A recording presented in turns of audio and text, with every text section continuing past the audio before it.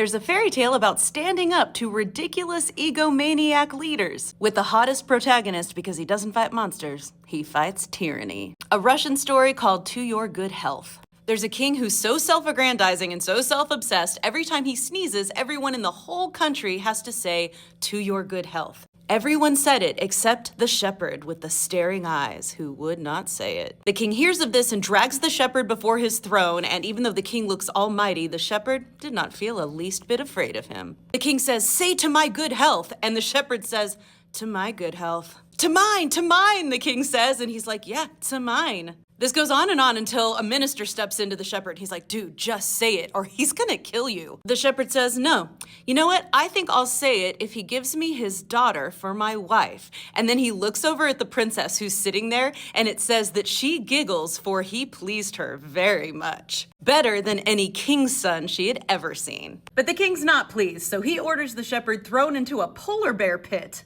But when our protagonist, whose name is Staring Eyes, is in the pit with the bear, which is hungry because it hasn't eaten for 2 days, looks into his eyes and becomes so frightened he'd rather eat himself. He sucked on his own paws out of hunger, which makes me feel terrible for the bear. The king needs to feed him, but don't feed him this guy. In the morning when he's alive, the king is mad, but he's like, "Well, I guess you learned what it's like to be near death, so now say to your good health." And he's like, "I'm not afraid of 10 deaths. I'm only gonna say it if you give me the princess." So this time the king throws him into a pit of wild boars, but he gets out a flute and plays such amazing music that the pigs get up and just start dancing, because he's talented too. The shepherd wants to laugh the whole time, but he can't because he's got to keep playing or they'll kill him. Eventually the pigs collapse out of exhaustion and fall asleep, and then he laughs all night so hard that he cries, and again they find him in the morning alive instead of a pile of bones. Again the king's like, "Well, you're near death, so now say it." And he's like, "I will take 100 deaths. I'm not doing it unless you give me your princess." So then the king says, "All right, we're gonna throw you inside a deep vault of scythes." They drag him to a dungeon that has a big well in the middle filled with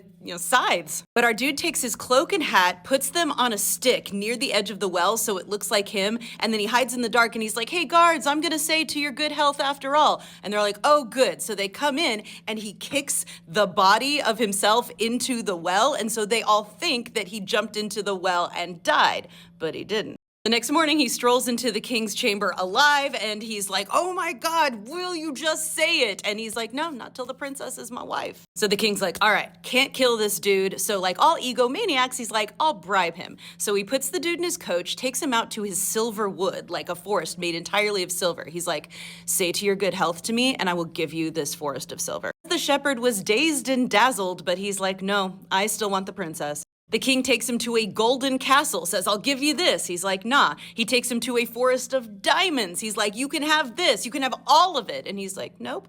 Then the king, who of course, like all egomaniacs, considers his children just more objects that belong to him, says, "Well, I guess it's all the same to me. I will give you my daughter, but then you really have to say to your good health to me." Our guy's like, "Yeah, sure." So they prepare for this amazing, glorious wedding. The people are all amazed because the princess has refused all these royal suitors and now is totally in love with this guy. The wedding's amazing, the princess and the shepherd are happy, and then when they bring in the boar's head before the king, as is tradition, the king gives a mighty sneeze, and he looks at the shepherd, and the shepherd's like, "To your good health." Because he's already shown that man that he's not the one in control anymore. Might as well give the poor little egomaniac what he wants. Because he knows what's gonna happen next, which is that the king eventually dies, and our dude becomes the new king. He was a very good king who never expected people to wish him well against their wills, but everyone did wish him well because they all loved him.